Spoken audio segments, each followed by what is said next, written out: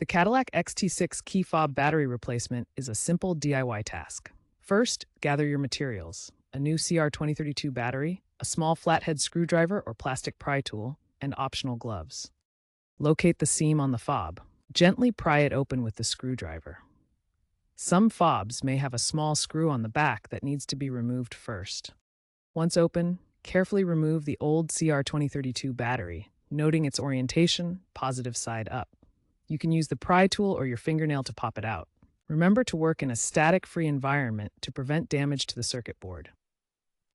Place the new CR2032 battery into the compartment with the same orientation as the old one, ensuring it snaps into place. Securely close the case, snapping it shut. Test the fob's functions by locking and unlocking the doors and starting the engine if your XT6 is equipped with remote start.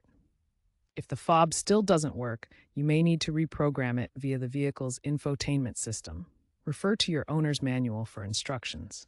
Dispose of the old lithium battery responsibly through recycling programs like Call to Recycle.